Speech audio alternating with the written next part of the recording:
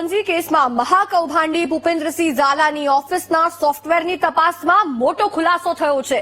CID ક્રાઇમે મહાકૌભાંડીના ઓફિસના સોફ્ટવેરની તપાસ કરતા 11,000 લોકોએ રોકાણ કર્યું હોવાનું સામે આવ્યું છે, જેમાં 21 રોકાણકારોએ 1 કરોડથી વધુનું રોકાણ કર્યું અને સૌથી મોટી એન્ટ્રી 6 કરોડની હોવાનું સામે આવ્યું છે। આ સાથે 4 કંપનીના 16 બેંક એકાઉન્ટમાં મુખ્ય ટ્રાન્ઝેક્શન થયા હોવાનું પણ સામે આવ્યું છે। ઉપરાંત સોફ્ટવેરના હિસાબ મુજબ પોન્ઝી સ્કીમમાં 400 થી 430 કરોડનું રોકાણ થયું છે, જેમાં બેંક રેકોર્ડ મુજબ 92 થી 94 કરોડ રૂપિયા હજુ પરત કરવાના બાકી છે, જ્યારે મહાકૌભાંડી ભૂપેન્દ્રસિંહ ઝાલાએ 120 કરોડ પરત કરવાના બાકી હોવાનું સીઆઈડી ક્રાઇમે જણાવ્યું છે।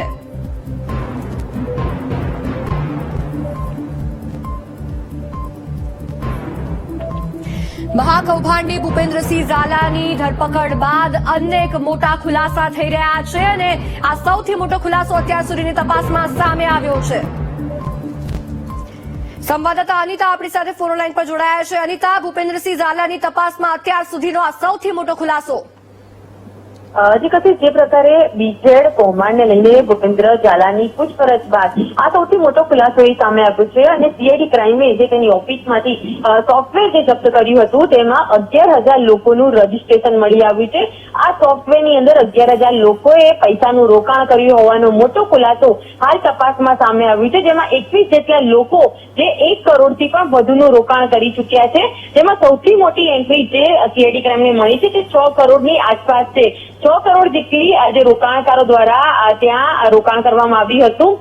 હાલમાં તો સીઆઈડી ક્રાઇમે જે તપાસ તેજ કરી છે તેમાં 350 જેટલા જે લોકો જે ભોગ બનનાર છે તેઓના નિવેદન લેવામાં આવી રહ્યા છે અને સાથે સોફ્ટવેરનો જયારે હિસાબ કરવામાં આવ્યો ત્યારે 400 થી 430 કરોડ સુધીનું રોકાણ થયું હોવાનું સામે આવ્યું છે, જેમાં ભૂપેન્દ્રસિંહ ઝાલા દ્વારા કેટલાય લોકોને પૈસા પરત આપ્યા હોવાનો પણ ઘટસ્ફોટ અત્યારે સીઆઈડી ક્રાઇમ તપાસમાં કરી રહી છે। ખાસો બેંક રેકોર્ડ મુજબ 92 થી 94 કરોડ જે પરત આપવાના બાકી હોવાનું ખુલ્યું છે। સાથે ભૂપેન્દ્ર જે શ્રી ઝાલાની પૂછપરછ કરી ત્યારે તેના નિવેદન મુજબ 120 કરોડ પરત આપવાનું તે જણાવી રહ્યો છે।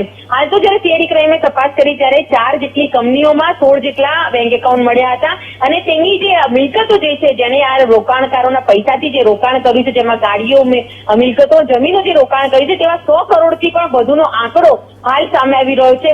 આખા જે પોન્ઝી સ્કીમના કૌભાંડની અંદર ક્રિકેટરો દ્વારા જે રોકાણ કરવામાં આવ્યું હોવાનું જે તપાસમાં ખુલ્યું હતું, જે પૈકી હાલ તો સીઆઈડી ક્રાઇમે જે ક્રિકેટરોને સમન્સ આપવાની જે વાત ચાલી રહી છે, પરંતુ તેઓએ હજુ સુધી કોઈ સમન્સ મોકલાવ્યું નહીં હોવાનું કહી રહ્યા છે। હાલ તો 11,000 રોકાણકારોને જે ટેલિફોનિક સંપર્ક કરે તેવી પણ શક્યતા વ્યક્ત કરવામાં આવી રહી છે અને તેઓના ટેલિફોનિક નિવેદન પણ લેવામાં આવશે।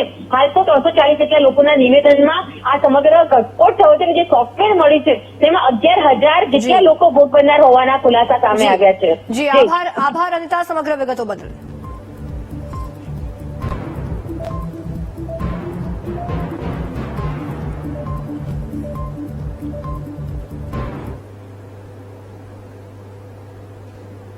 સમાચારોમાં હવે